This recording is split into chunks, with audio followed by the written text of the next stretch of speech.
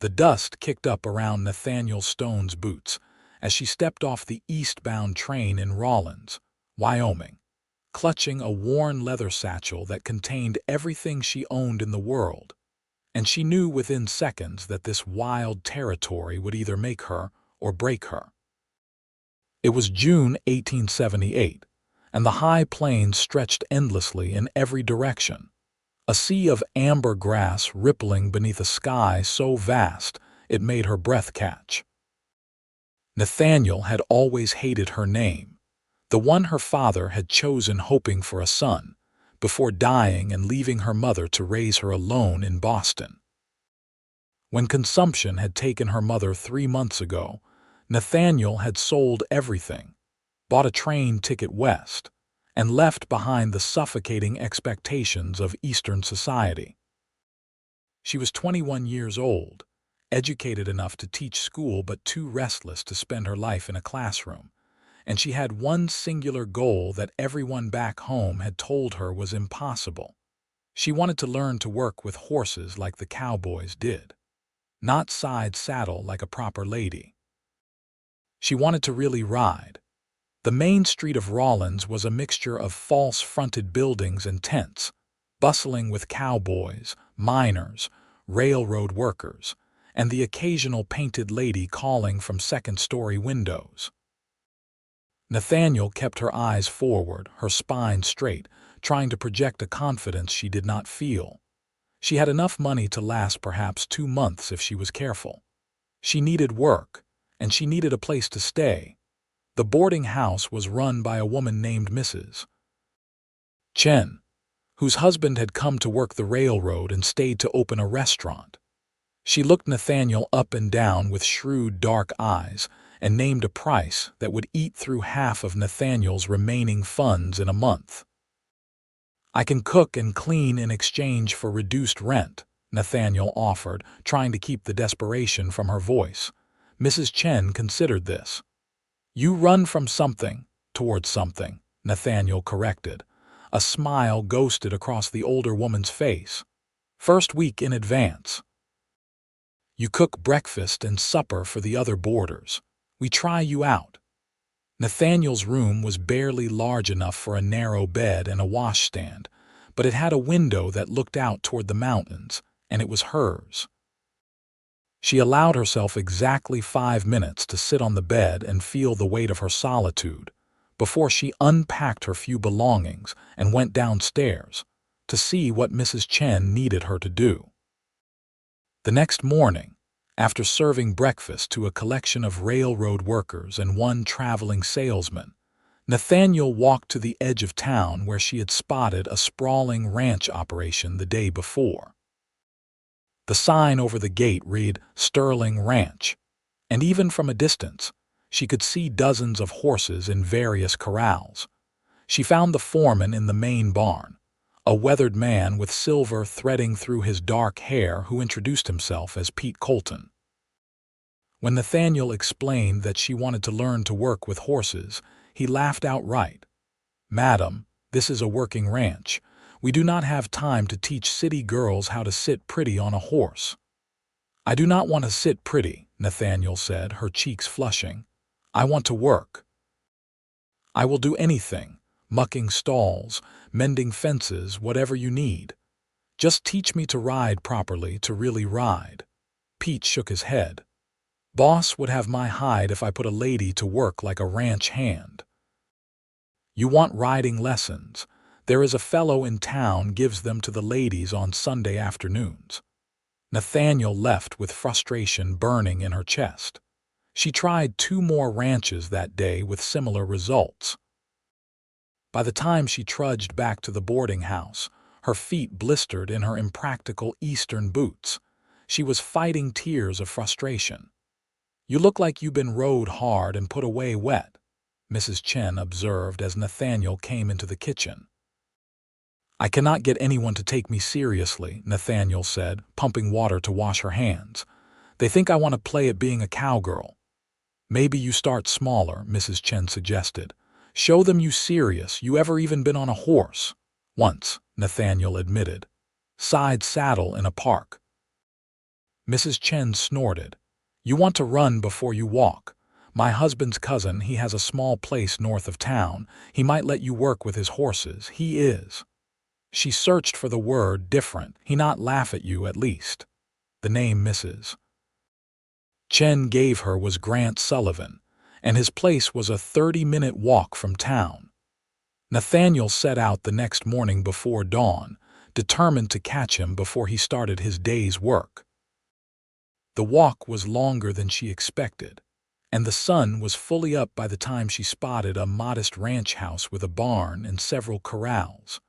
A man was working with a horse in the largest corral, a bay mare that was clearly agitated. He moved with a patience Nathaniel had not seen in the other ranchers, never raising his voice, never forcing the horse. He simply stood in the center of the ring, a long lead rope in his hands, and waited. Nathaniel stopped at the fence, not wanting to disturb him.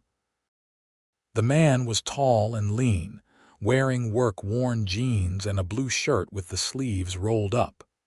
A hat shaded his face, but she could see the concentration in his posture. He could not have been much older than she was, perhaps 24 or 25. The mare circled him, tossing her head.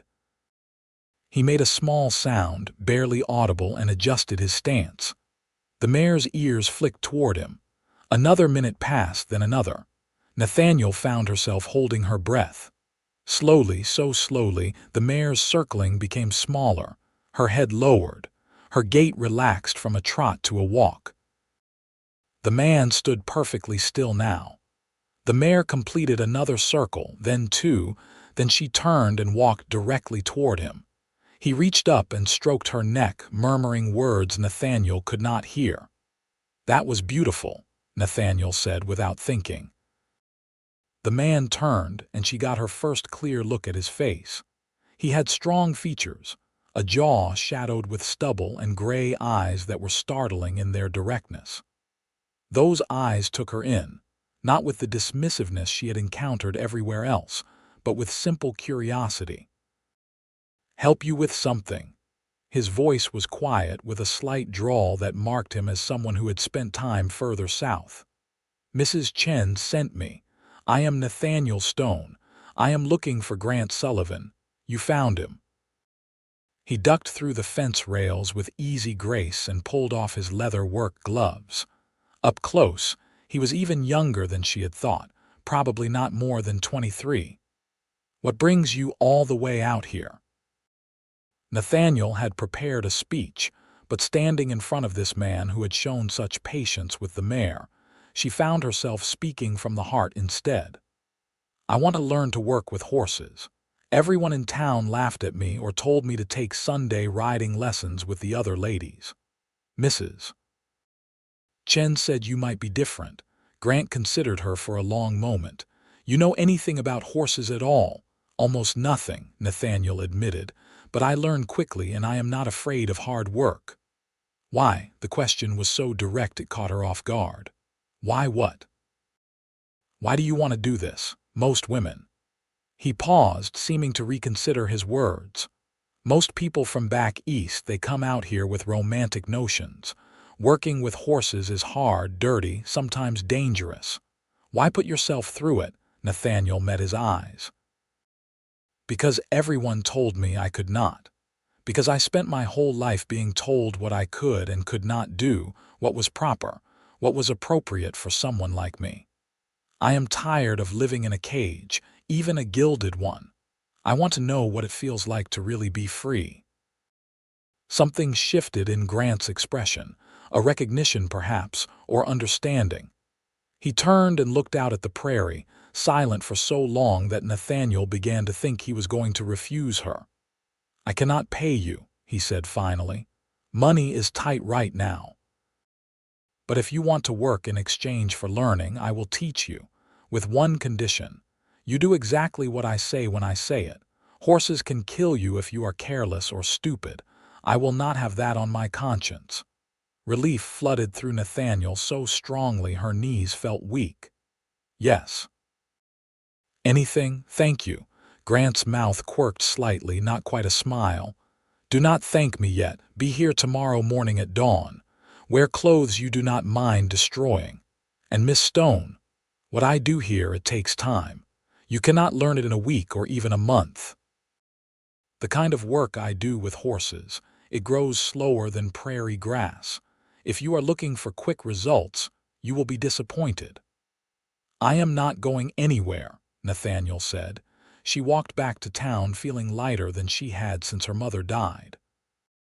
That evening, she used some of her precious remaining money to buy a pair of work pants and a sturdy shirt from the general store, ignoring the raised eyebrows of the shopkeeper's wife.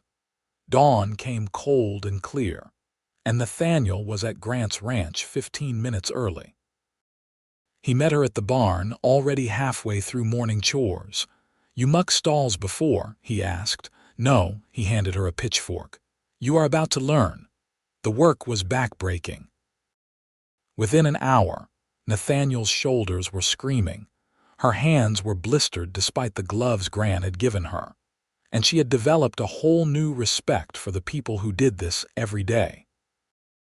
Grant worked beside her, demonstrating the most efficient techniques, never commenting on her slowness or her obvious inexperience. When the stalls were done, he showed her how to properly groom a horse, how to read the animal's body language, where they liked to be touched and where they did not. His hands were gentle but firm as he guided hers, showing her the right pressure to use with the brush. "This here is Sage," he said, indicating the gray gelding they were working on. "He is patient with beginners. Most of my horses are rescues, animals that were mistreated or considered untrainable. That mare you saw yesterday, Rosie, she was half-starved when I got her, and she would try to kick anyone who came near. Took me 3 months just to get a halter on her." "What changed?" Nathaniel asked, fascinated. "I stopped trying to make her do what I wanted and started listening to what she needed," Grant said. "People think training horses is about dominance, about breaking their spirit. But the best partnerships, whether between people or between a person and a horse, they are built on trust and respect. You cannot force that. It has to grow natural in its own time." There was something in the way he said it, a quiet conviction that made Nathaniel want to know more about him. But Grant was not a man who volunteered information easily. She was learning. He let his actions speak louder than his words. By the time the sun was high overhead, Nathaniel was exhausted, filthy, and happier than she had been in months. Grant taught her how to lead a horse properly, how to stand so the animal knew she was in charge without feeling threatened. He was endlessly patient, never making her feel stupid for asking questions, never rushing her through the lessons. "That is enough for today," he said finally. "You did good work." The simple praise meant more to Nathaniel than she wanted to admit. "Same time tomorrow," Grant nodded. "Same time." The pattern established itself over the following weeks. Nathaniel would wake before dawn, walk to Grant's ranch, and spend the morning working. She mucked stalls, mended fences, learned to mix feed and recognize the signs of illness in horses. Her hands became calloused, her skin tanned despite the bonnet she wore, her muscles grew stronger.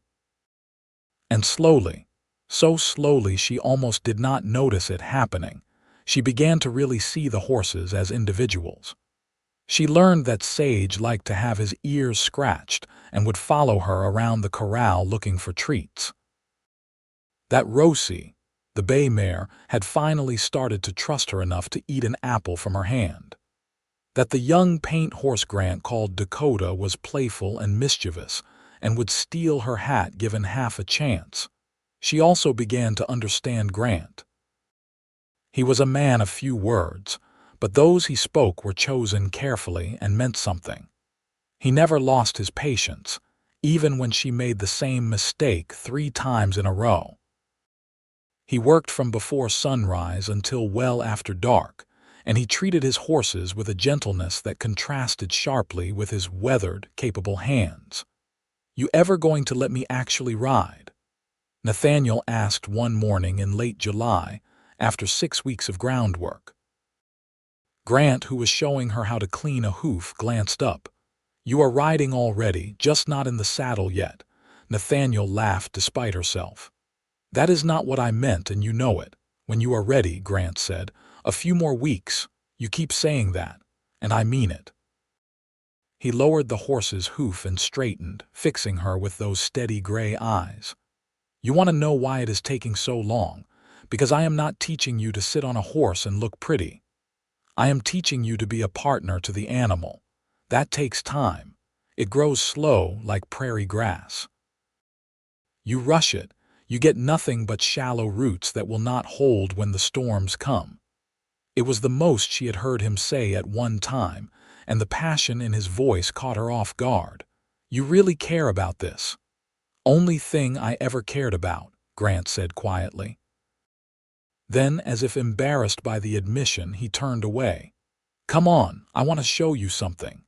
He led her out past the corrals to where the prairie stretched away in all directions. In the distance, she could see a herd of perhaps 20 horses grazing freely. "Wild?" she asked. "Semi-wild." "They were born here on my land.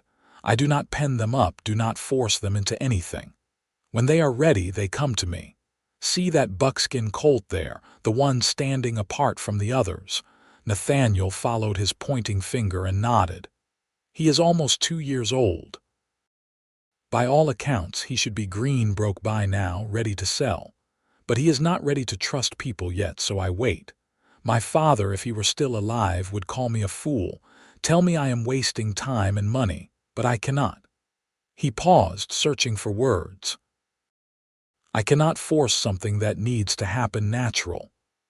"What happened to your father?" Nathaniel asked gently. Grant's jaw tightened. "He died 2 years ago, left me this place and a mountain of debt.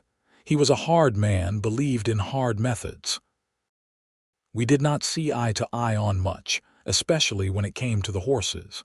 He wanted me to use his techniques, break them fast and sell them faster. I wanted to do it different, take my time, build something lasting. We fought about it constantly toward the end." "I am sorry," Nathaniel said. "Do not be. He was not a bad man, just rigid, set in his ways. He could not understand why I wanted to do things different than he had always done them." Grant turned to look at her, and she saw something vulnerable in his expression. "Sometimes I wonder if I am being stubborn or stupid, holding on to this way of doing things when everyone says I should change." "You are not stupid," Nathaniel said firmly. "What you do with these horses, the patience and respect you show them, it is remarkable. And it works. I have seen it work." Grant held her gaze for a long moment, and Nathaniel felt something shift between them, subtle as the prairie wind but just as real. Then he looked away, clearing his throat. "We should get back. Still have half the day's work to do." But something had changed. Nathaniel found herself watching Grant when she thought he was not looking, noticing the way the sunlight caught in his hair, the quiet competence in his every movement. She told herself it was simple admiration, gratitude for his teaching. But when their hands accidentally brushed as they worked, her heart would skip in a way that had nothing to do with gratitude. August brought scorching heat and afternoon thunderstorms that rolled across the plains like invading armies. One afternoon, Nathaniel and Grant were working in the barn when the sky opened up without warning. Rain drummed on the roof with such violence that conversation became impossible. They stood in the doorway, watching water sheet off the eaves. Lightning split the sky, close enough that the thunder was nearly instantaneous. In the corral, the horses milled nervously. "I should go check on them," Grant said, already moving. "I will help," Nathaniel called, following him out into the deluge. Within seconds, she was soaked through. Grant was in the corral, moving among the horses with calm assurance, his voice low and soothing.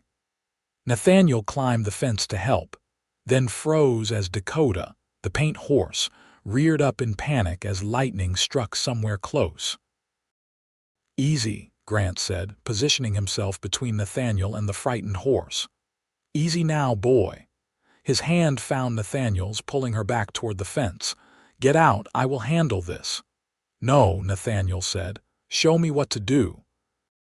Grant looked at her, rain streaming down his face, and something in her expression must have convinced him. Stay behind me. Move slow. We are going to get them into the barn. Together, they worked to herd the frightened horses to safety. Grant took the lead, his presence calming the animals even in their panic. Nathaniel followed his example, remembering everything he had taught her about reading their body language, about projecting calm confidence even when she felt anything but.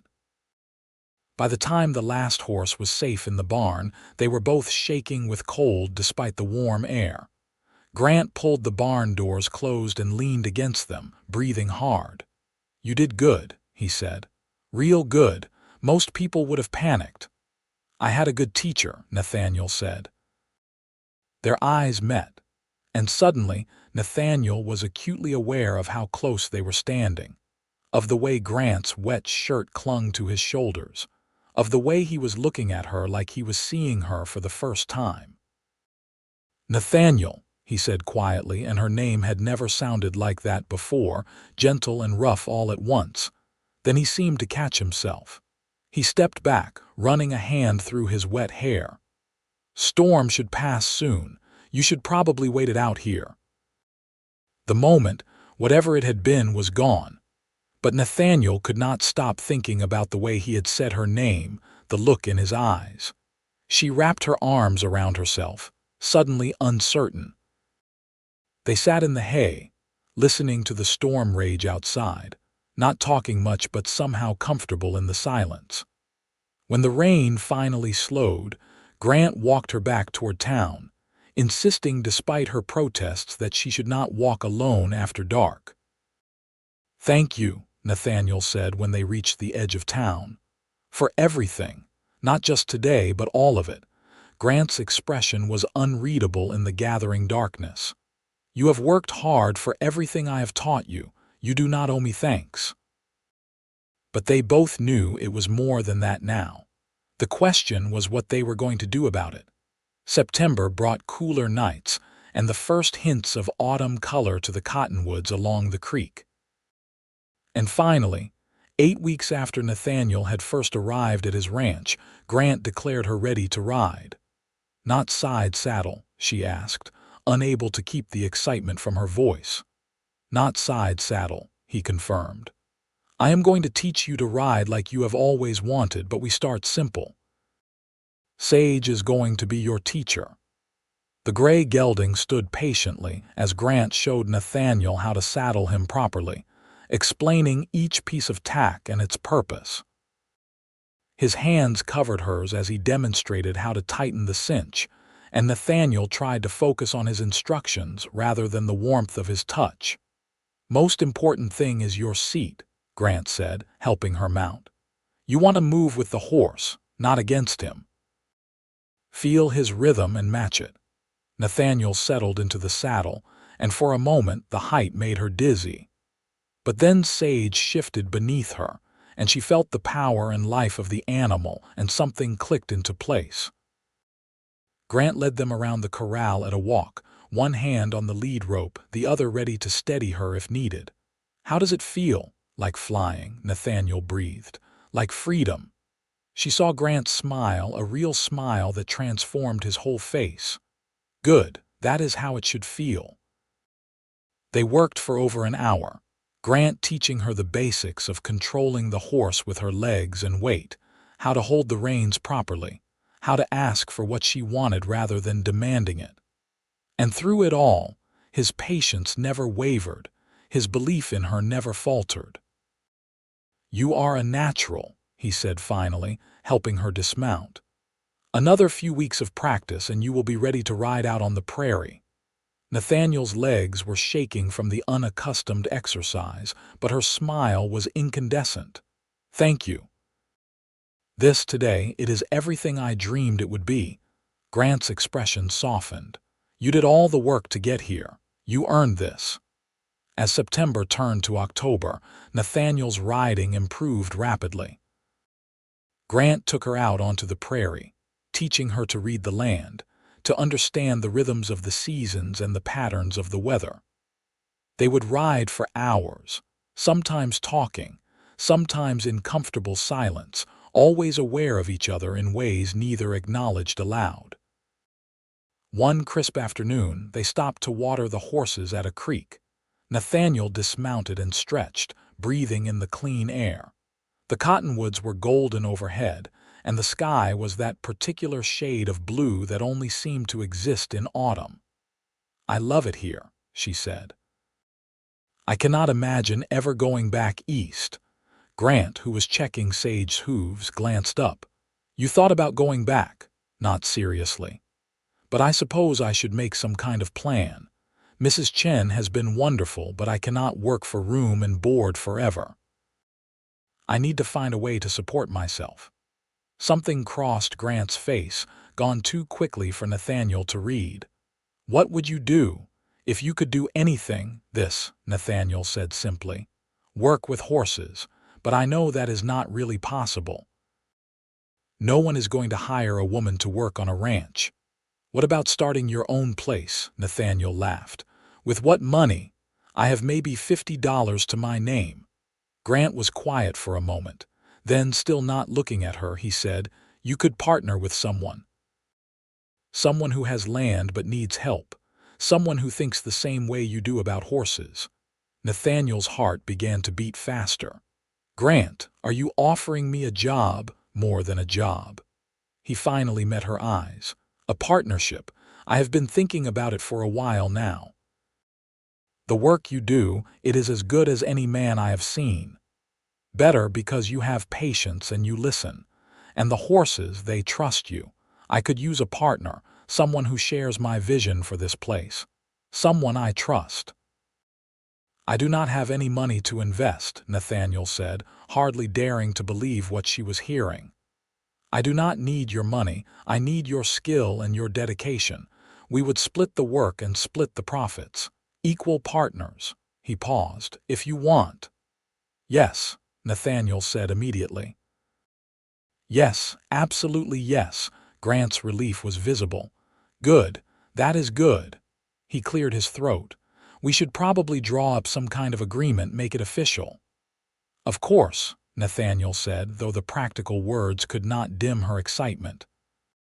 A partnership with Grant meant she could stay, could keep doing the work she loved, could keep seeing him every day. That last thought should have worried her more than it did. They rode back to the ranch in the gathering twilight, making plans. Grant showed her the books, explaining the finances with a frankness that surprised her. He was barely breaking even, she discovered. The debt his father had left was substantial, and Grant's refusal to use quick, harsh training methods meant his horses took longer to sell. "The people who buy from me, they come back," Grant said. "They tell their friends. I am building a reputation for selling horses that are reliable and well-trained, but it is slow." "Like prairie grass," Nathaniel said softly. Grant met her eyes and smiled. "Exactly like prairie grass." Over the following weeks, they fell into a new rhythm. Nathaniel moved her few belongings from the boarding house to a small room in Grant's ranch house. It was all perfectly proper. The room had a lock, and Grant was scrupulous about respecting her privacy. But living under the same roof added an intimacy to their relationship that both thrilled and terrified Nathaniel. She learned that Grant woke at 4 every morning and always made coffee first thing. That he was quiet in the mornings, needing time to fully wake up before he was ready for conversation. That he had a sweet tooth but was embarrassed about it.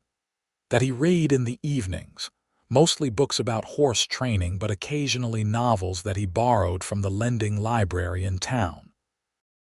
And she learned that he was kind, consistently and thoughtfully kind in ways that made her chest ache. He never raised his voice, even when frustrated. He noticed when she was tired and would insist she take breaks. He brought her coffee in the mornings exactly how she liked it, and he always said thank you for her work. Nathaniel tried to tell herself that what she was feeling was just deep respect and friendship. But she knew she was lying.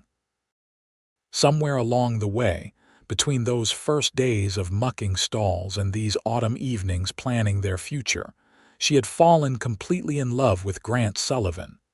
The realization terrified her. She had come west to find freedom, not to fall in love.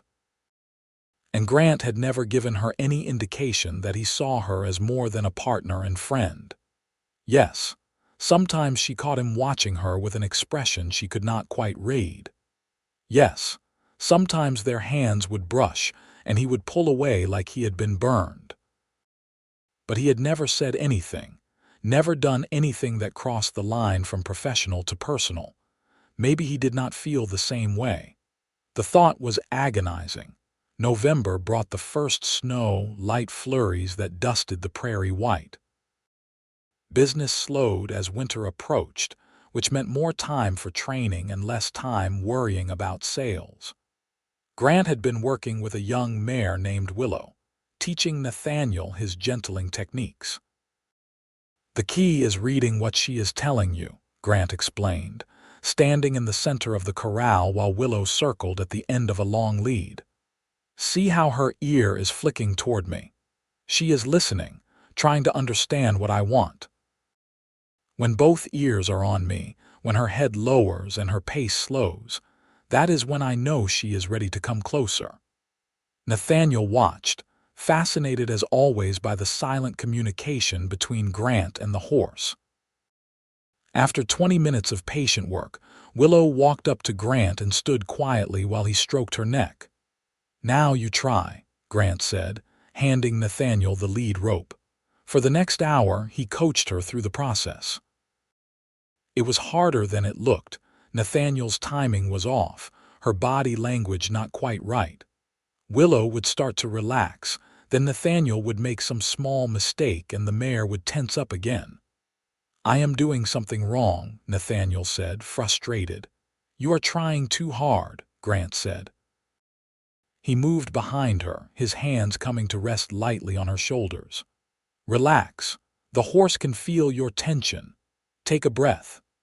Nathaniel tried, but she was suddenly hyper-aware of Grant's proximity, the warmth of his hands through her shirt, the solid presence of him behind her. Her breath caught, and not because of the horse. Grant's hands tightened on her shoulders for just a moment, then dropped away. "Try again," he said, his voice slightly rough. This time, Nathaniel forced herself to focus. She breathed deeply, let her shoulders drop, and waited. And slowly, so slowly, Willow responded. Her circling slowed, her head lowered, and finally she walked directly to Nathaniel. "I did it," Nathaniel whispered, afraid to move and break the spell. "You did it," Grant agreed. He was standing close enough that she could feel the warmth radiating from him. "Nathaniel, I need to tell you something." She turned to face him, her heart pounding. "What?" But before Grant could speak, the sound of hoofbeats interrupted them. A rider was approaching fast, and as he got closer, Nathaniel recognized Pete Colton, the foreman from Sterling Ranch. "Grant," Pete called, pulling his horse to a stop. "Need your help. Got a horse that came up lame, and the boss is talking about putting him down." "I told him you might be able to help." Grant's expression shuddered. "Let me get my gear." The moment, whatever it had been, was lost. Grant rode out with Pete, and Nathaniel was left alone with her churning thoughts and unanswered questions. Grant did not return until well after dark. Nathaniel had kept supper warm, and she served it to him while he washed up. "How is the horse?" she asked. "He will be all right. Stone bruise, not a fracture. I showed them how to treat it." Grant sat down heavily, exhaustion clear in every line of his body. "Thank you for keeping supper." They ate in silence for a while, then Grant set down his fork and looked at her directly. "What I was going to say earlier before Pete arrived." Nathaniel's heart began to race. "Yes, this partnership, it is working well, better than I hoped." You are a natural with the horses, and you have a good head for business too. I could not ask for a better partner." He paused, seeming to struggle with his words. "But I need you to know that I value you as more than just a business partner. You have become my closest friend, Nathaniel. I trust you in ways I have never trusted anyone." It was not a declaration of love, but it was something. Nathaniel felt warmth spread through her chest. "You are my closest friend too, my best friend. I do not know what I would have done if you had turned me away that first day." "I almost did," Grant admitted. "I thought you would give up after a week. I am glad I was wrong." They smiled at each other across the table, and Nathaniel felt the connection between them like a physical thing, strong and real. Maybe Grant did feel something more. Maybe he was just as scared as she was to risk their friendship by admitting it. December arrived with a blizzard that shut down Rawlins for 3 days. Nathaniel and Grant were snowed in together, working to keep the horses fed and watered, fighting their way through snowdrifts that reached their waists. The physical work was exhausting, but there was also something almost magical about being cut off from the rest of the world, just the two of them and the horses. On the third evening, they sat by the fire in the main room, both too tired to do much more than stare at the flames. Grant had a book open in his lap, but Nathaniel noticed he had not turned a page in 20 minutes. "What are you thinking about?" she asked. Grant looked up, startled. "The future, I suppose. Whether what we are doing here will work. If I am being stubborn and stupid, trying to do things my way when the traditional methods would be faster and more profitable." "You are not stupid," Nathaniel said firmly. "You are building something real, something that lasts. That takes time." "Like prairie grass," Grant said with a slight smile. "Exactly like prairie grass." Nathaniel hesitated, then continued. "Can I tell you something? Before I came here, I felt like I was suffocating. Everyone had an opinion about what I should do, who I should be.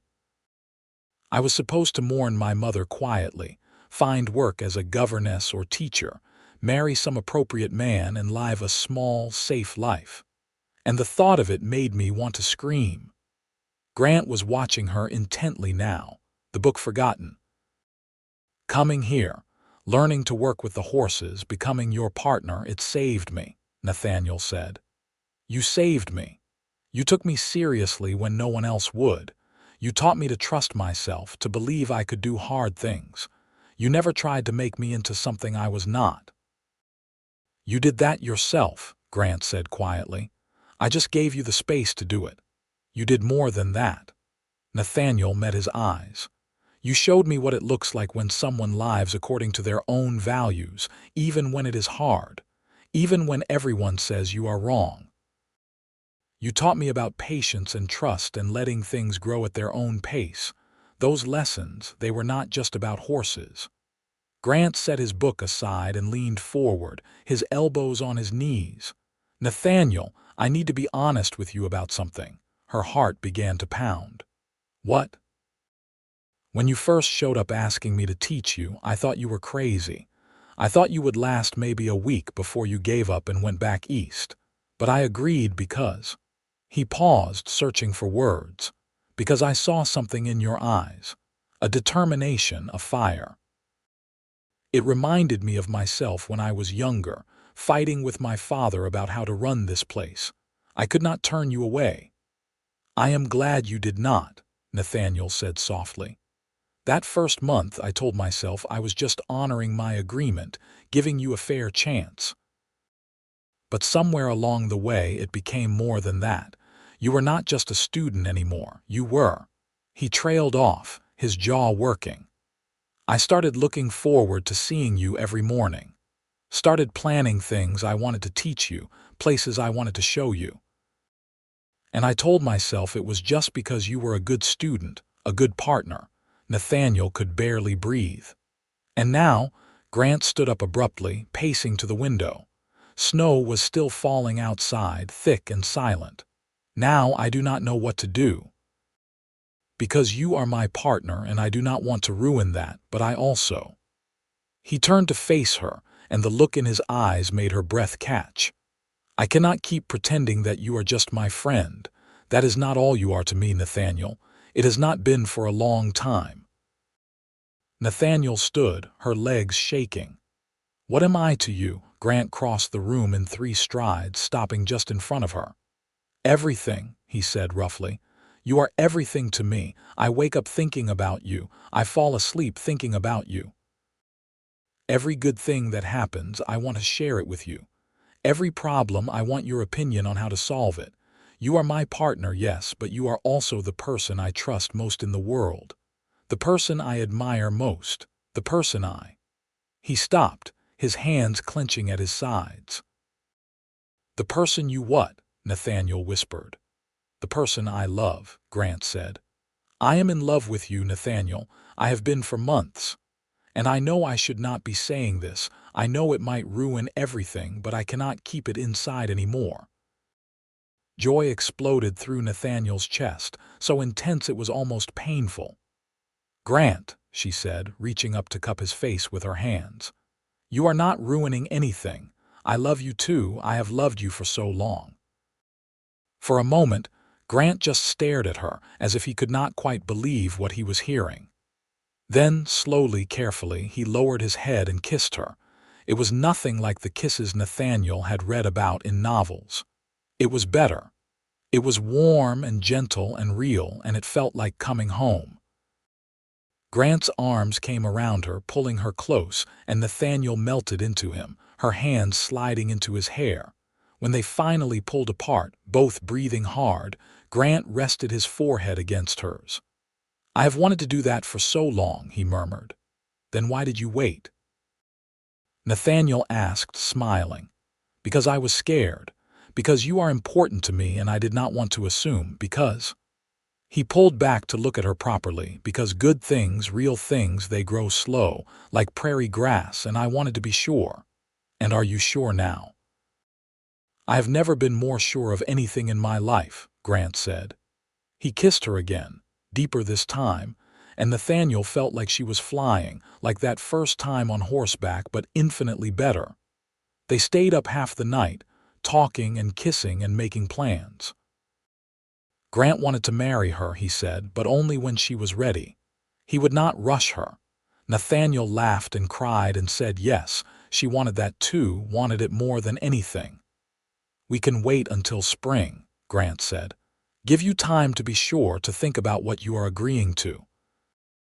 Being married to a stubborn horse trainer who barely makes ends meet, it is not an easy life. "I do not want an easy life," Nathaniel said. "I want this life. With you." When the snow finally cleared, they rode into Rawlins together to spread the news. Mrs. Chen was delighted, claiming she had known from the beginning that they were perfect for each other. Pete Colton congratulated Grant with a knowing smile. The owner of the general store gave Nathaniel a discount on fabric for a wedding dress, but not everyone was pleased. A few of the ranchers who had turned Nathaniel away when she first arrived made snide comments about her unseemly behavior, working alongside men, and now planning to marry one she had been living alone with. Nathaniel held her head high and ignored them, secure in the knowledge that she had done nothing wrong. The wedding was planned for April, after the worst of the winter weather had passed, but before the busy spring season began. In the months leading up to it, Nathaniel and Grant continued to build their partnership and their relationship, learning to navigate this new dynamic between them. There were challenges. Grant's tendency to keep his worries to himself sometimes frustrated Nathaniel, who wanted him to lean on her more. Nathaniel's impulsiveness occasionally clashed with Grant's careful patience. But they worked through each disagreement, learning to communicate, learning to compromise, learning that love was not just a feeling but a choice they made every day. In March, a late-season storm hit hard. One of the fence lines was damaged and several horses got out. Grant and Nathaniel spent 2 days tracking them down in brutal conditions. When they finally got the last horse back to the ranch, both exhausted and half frozen, Grant pulled Nathaniel close. "I could not do this without you," he said. "Any of it. You are the strongest person I know." "We do it together," Nathaniel said. "That is what partners do." April arrived with wildflowers blooming across the prairie and the air soft with the promise of spring. The wedding was small, held in the church in Rawlins with Mrs. Chen, Pete, and a handful of other friends in attendance. Nathaniel wore a simple dress of blue calico that she had sewn herself, and Grant wore his best suit. When the minister asked if they would take each other as husband and wife, they both answered with voices that rang clear and sure. And when Grant kissed his bride, Nathaniel felt the same sense of rightness she had felt that first time she sat on a horse, the sense that she was exactly where she was meant to be. The first year of marriage was an adjustment, even though they had already been living and working together for months. But slowly, they found their rhythm.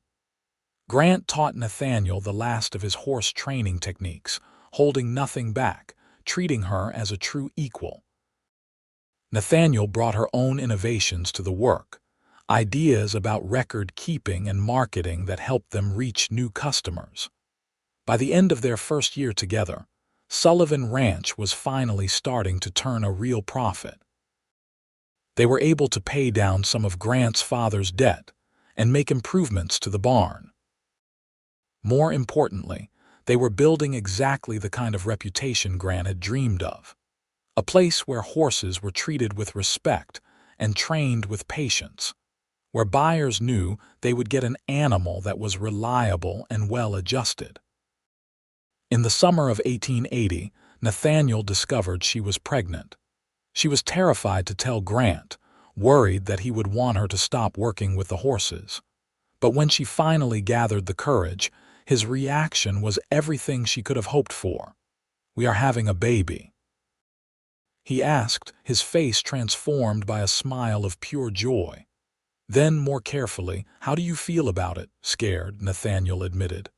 "But happy, very happy. Grant, I want to keep working as long as I can. I know that might not be proper, but—" "You will do whatever feels right for you," Grant said firmly. "This is your body, our child, our ranch. We make our own rules, remember." Nathaniel worked up until a week before the baby came, only stopping when Grant finally put his foot down and insisted she rest. Their son was born in February 1881, during a brief warm spell that felt like a gift. They named him Samuel, after Grant's grandfather, and from the moment Grant held his son for the first time, Nathaniel saw a new dimension to the man she loved. Grant was a devoted father, patient and gentle with the baby just as he was with his horses. He would walk Samuel around the ranch at night when the baby was fussy, pointing out the stars and talking about the horses in a low, soothing voice. He changed diapers without complaint and learned to rock the baby to sleep with the same patience he brought to gentling a young colt. When Samuel was 3 months old, Nathaniel started working with the horses again, first for just an hour or two a day, then gradually increasing her time as her strength returned. Mrs. Chen volunteered to watch the baby when needed, delighted to have an infant to fuss over. The years passed in a rhythm of work and love and growth. Samuel grew into a bright, curious toddler who loved the horses almost as much as his parents did. In 1883, Nathaniel gave birth to a daughter they named Clara. 2 years later, another son arrived whom they called James. The ranch grew along with their family. They expanded the barn, added more corrals, bought adjacent land when it became available. Grant's reputation as a horse trainer spread throughout Wyoming and into neighboring states. People would travel hundreds of miles to buy a Sullivan-trained horse or to learn Grant's methods. And through it all, Nathaniel and Grant worked side by side, equal partners in every sense. They taught their children the same lessons they had learned from the horses: patience, respect, the understanding that good things take time to grow. They showed their children that men and women could work together, could support each other's dreams, could build something meaningful together. On their 10th wedding anniversary, Grant gave Nathaniel a beautiful Palomino mare he had been training in secret for months. "Her name is Freedom," he said, "because that is what you were looking for when you showed up at my ranch all those years ago, and I hope you have found it." Nathaniel, tears streaming down her face, kissed her husband. "I found so much more than freedom. I found home. I found purpose. I found love." Grant pulled her close. "Do you ever regret it, staying here, living this life? It has not been easy." "Never," Nathaniel said firmly. "Not for one single moment. This is exactly the life I was meant to live. With you." That evening, they left the children with Mrs. Chen and rode out onto the prairie together, just the two of them, like they had done so many times over the years. The sun was setting, painting the sky in shades of gold and pink, and the prairie grass rippled around them like waves on an endless sea. "Remember when you told me that love grows slower than prairie grass?" Nathaniel asked, guiding Freedom alongside Grant's horse. "I remember," Grant said. "I was trying to explain why I was not ready to let you ride yet. Seems like a lifetime ago." "You were right, though," Nathaniel said. "About everything. The best things do grow slow. Our love, our family, this ranch, it all took time. We did not rush, did not force things.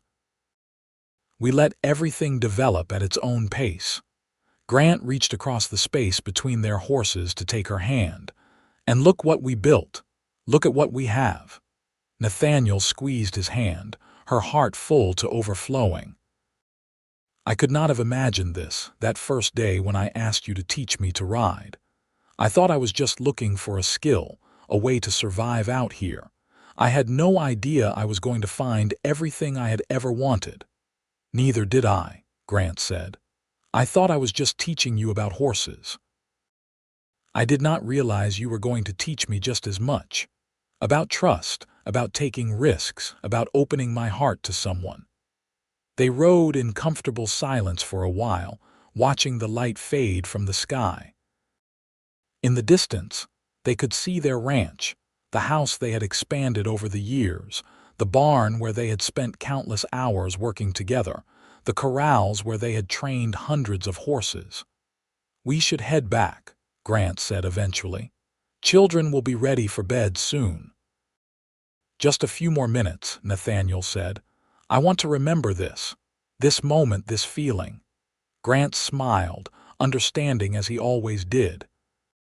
They sat on their horses as the first stars began to appear, holding hands across the distance between them, and Nathaniel thought about the journey that had brought her here. She had come west looking for freedom, for the chance to learn something she had been told was impossible for someone like her. She had wanted to ride, to work with horses, to prove that she was capable of more than society expected, and she had found all of that. But she had also found Grant, found a love that was deep and true and lasting. A love that had grown slowly, carefully, like prairie grass sending down roots that could withstand any storm. As they finally turned their horses back toward home, toward their children and the life they had built together, Nathaniel realized that this was what freedom really meant. Not just the ability to do what she wanted, but the choice to commit herself fully to something, to someone. The freedom to love without reservation, to build a life based on mutual respect and shared dreams, to grow alongside someone who valued her for exactly who she was. The ranch prospered as the years continued. By 1890, Sullivan Ranch was known throughout the West as one of the premier places to buy well-trained horses. Grant and Nathaniel had developed their own techniques, a combination of Grant's patient gentling methods and Nathaniel's innovations in reading horse behavior. They had begun teaching others, holding workshops several times a year where aspiring horse trainers could come learn their methods. Samuel, now 9 years old, was already showing a natural aptitude for the work. He could gentle a young horse with the same patience his father displayed, and he had inherited his mother's fearlessness and determination. Clara, at 7, was the most empathetic of the children, able to sense a horse's mood almost instinctively. And James, at 5, was still learning but showed promise. One evening in late summer, after the children were in bed, Nathaniel and Grant sat on the porch, watching the sunset paint the prairie gold. "I have been thinking," Grant said, "about the future. About what happens to this place after we are gone." "We have many years ahead of us yet," Nathaniel said, though she understood his concern. They were both in their 30s now, no longer the young people who had met 12 years ago. "I know. But I want to make sure we are building something that will last, something the children can take over if they choose, but that will not trap them if they want something different." Grant took her hand.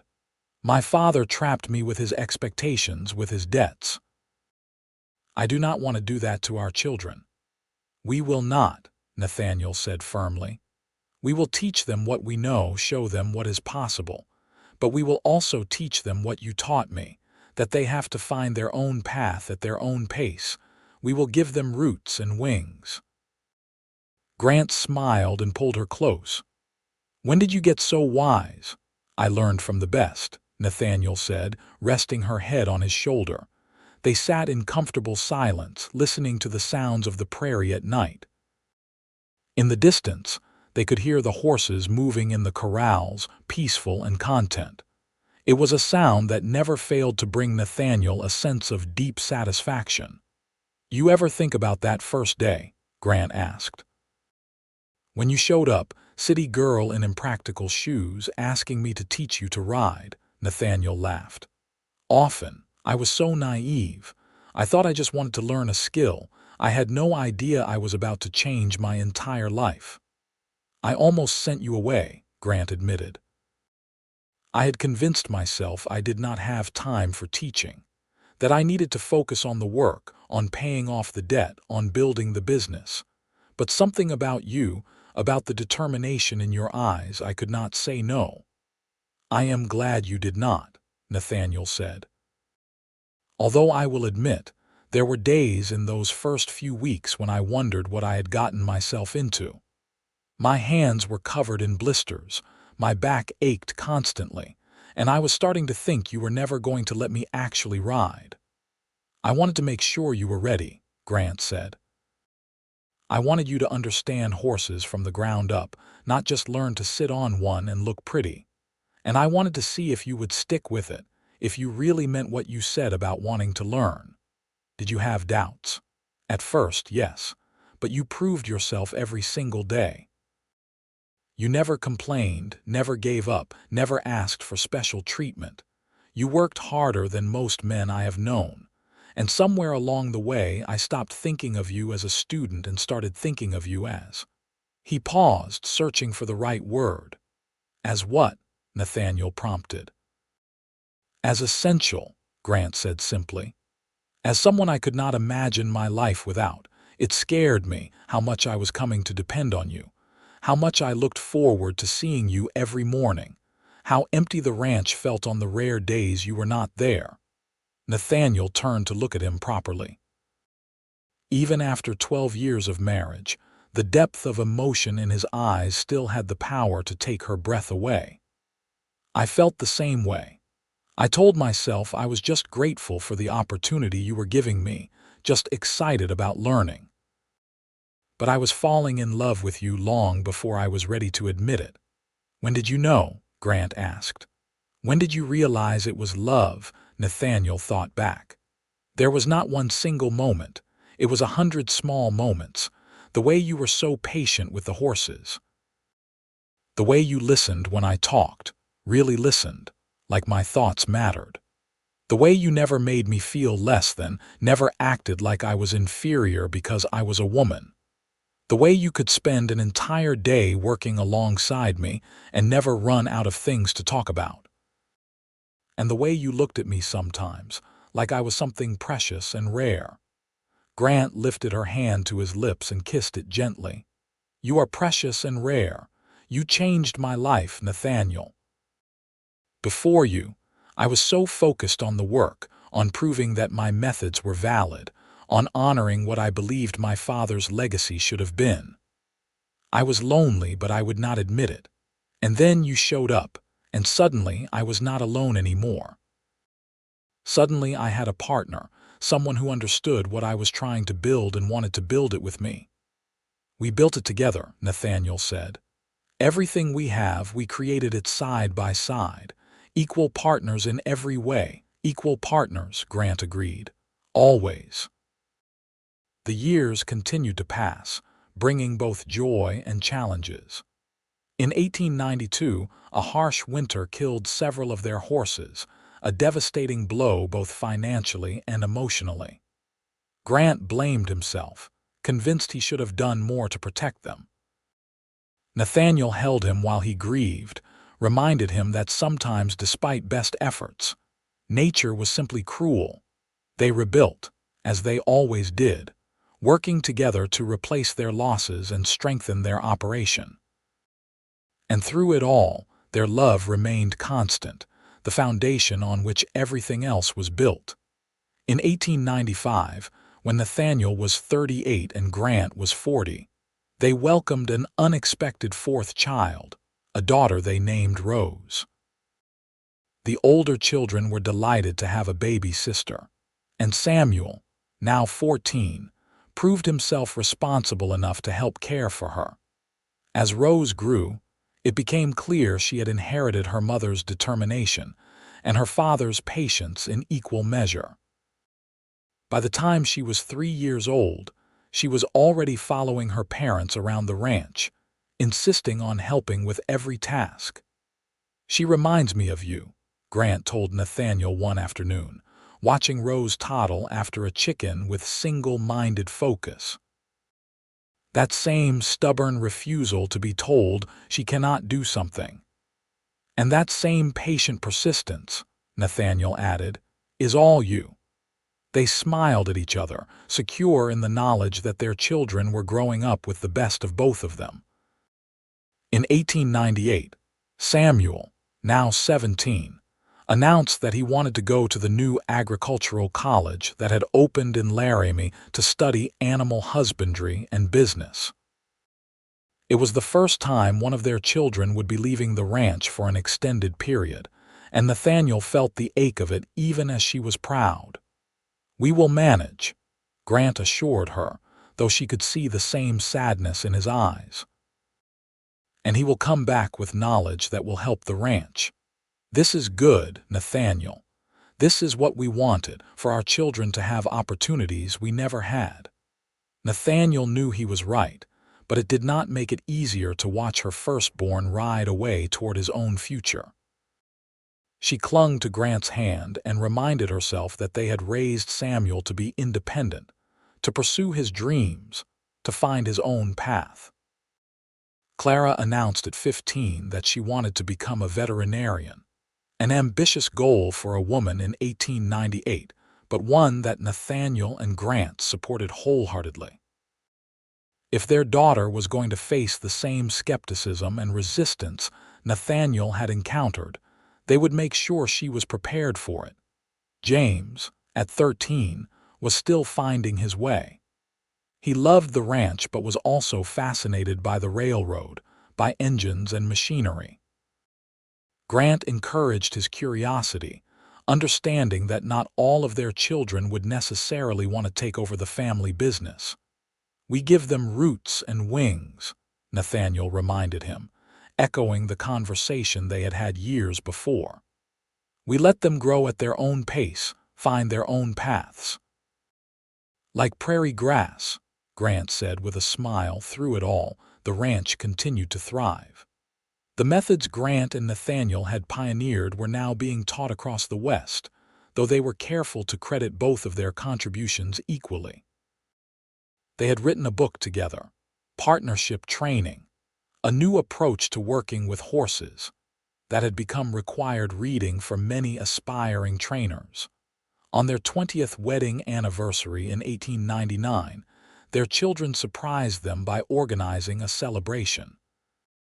Friends came from all over Wyoming and neighboring states, people whose lives had been touched by Grant and Nathaniel's work, and by their example of what a true partnership could look like. Mrs. Chen, now in her 70s but still sharp as ever, gave a speech about the determined young woman who had shown up in Rawlins 21 years earlier, looking for a place to stay and a chance to prove herself. "I knew then she was special," Mrs. Chen said. "But even I could not have predicted all she would accomplish. And when she met Grant, when these two found each other, I knew they would do great things together. They showed all of us what is possible when two people respect each other, support each other, and work together toward shared dreams." Pete Colton, retired now from Sterling Ranch, talked about the first time he had seen Grant and Nathaniel working together with the horses. "I knew Grant's methods, had seen him work his quiet magic with animals that other people had given up on. But when Nathaniel joined him, something else happened. They brought out the best in each other, pushed each other to be better, to innovate, to never stop learning. What they built together is so much more than what either could have built alone." As Nathaniel listened to the speeches, looked around at the friends and family gathered to celebrate, she felt overwhelmed with gratitude. This life, this love, this family, it was everything she had never known to dream of when she stepped off that train in Rawlins all those years ago. That night, after the last guest had left and the children were in bed, Grant and Nathaniel walked out to the prairie one more time. The moon was full, casting silver light across the grass, and the air was sweet with the scent of sage. 20 years, Grant said, pulling Nathaniel close. "Sometimes it feels like yesterday, sometimes it feels like forever." "Both," Nathaniel said. "It is both." She turned in his arms to face him. "I love you as much now as I did the day we married, more even, because now I know all of you, the good and the difficult. I have seen you in joy and in sorrow, in success and in struggle, and every single day I choose you. Every single day I am grateful that you chose me too." Grant kissed her, slow and sweet. "I will choose you every day for the rest of my life. You are my partner, my love, my best friend. Everything I am, everything I have built, it is because of you and with you." They stood together in the moonlight, two people who had found each other against all odds, who had built a life together based on mutual respect and shared dreams, who had proven that love, like prairie grass, grew slowly but once rooted, could withstand anything. The new century brought changes. Samuel graduated from college in 1901 and returned to the ranch with a degree and new ideas for expansion. Clara was accepted into one of the few veterinary programs that would take women, and she left for school determined to prove herself.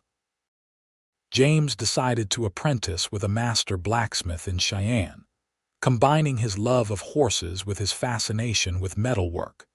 And Rose, growing into a bright and determined young woman, declared at age 8 that she was going to run the ranch someday, and no one doubted her for a moment. Grant and Nathaniel, now in their 40s, began gradually turning over more responsibility to Samuel while still remaining active in the day-to-day operations. They trained young horses, taught workshops, and consulted with ranchers from across the region. But they also made more time for each other, for long rides across the prairie, for quiet evenings on the porch, for the simple pleasure of each other's company. "We earned this," Grant said one evening, watching the sunset with Nathaniel in his arms.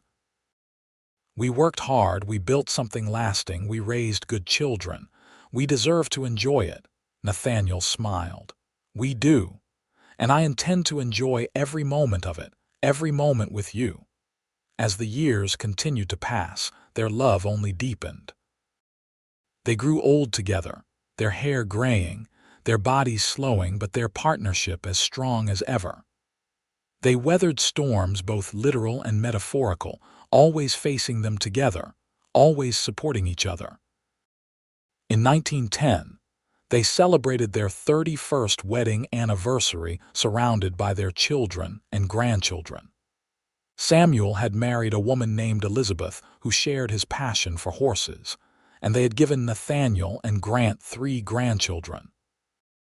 Clara had become a successful veterinarian and married a fellow vet, and they had 2 children. James had married and had a daughter, and Rose, now 15, was already proving herself as talented a horse trainer as her parents.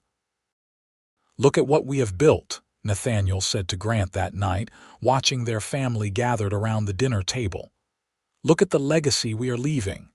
Not just in the ranch," Grant said, "but in them. In the way they treat each other with respect, in the way they pursue their dreams, in the way they understand that good things take time and patience. That is our real legacy." Nathaniel leaned against him, contentment settling over her like a warm blanket. "I could not have asked for a better life, a better partner, a better love." "Neither could I," Grant said, kissing the top of her head. "You took a chance on a stubborn horse trainer with more dreams than sense. You worked beside me, believed in me, loved me. You made all of this possible." "We made it possible," Nathaniel corrected. "Together, always together." And as the evening wore on, as their family laughed and talked and celebrated, Nathaniel reflected on the journey that had brought her here. She had come west looking for freedom, for the chance to ride, for the opportunity to be more than society said she could be. She had found all of that and so much more. She had found a man who saw her as an equal, who valued her contributions, who loved her for exactly who she was. Together, they had built a ranch, raised a family, and created a legacy that would outlast them both. But most importantly, she had learned what Grant had tried to tell her that first day, when he warned her that what he did took time, that it grew slow like prairie grass. She had learned that the best things in life, the things worth having, cannot be rushed. They require patience, dedication, and faith. They require the willingness to put down deep roots and wait for growth to come in its own time. Their love had grown that way, slowly and steadily, developing depth and strength with each passing year. And now, more than 3 decades after Nathaniel had first asked Grant to teach her to ride, she understood that he had taught her so much more than horsemanship. He had taught her about trust and respect, about patience and persistence, about the value of building something real and lasting, even when it took longer than expected, even when others did not understand. Most of all, he had taught her that true partnership, true love, was not about grand gestures or instant passion. It was about showing up every day, doing the work together, choosing each other again and again. It was about growing together, roots intertwining, supporting each other through every season. It was about love that grew slow, like prairie grass, sending down roots so deep that nothing could shake them, creating something beautiful and lasting that would endure long after they were gone. And as Nathaniel looked at Grant, at the man she had loved for more than half her life, she knew with absolute certainty that she would not change a single moment of their journey together. Every challenge they had faced, every obstacle they had overcome, every moment of joy and sorrow, it had all been worth it, because it had led her here to this moment, to this life, to this love. And that was everything she had ever needed.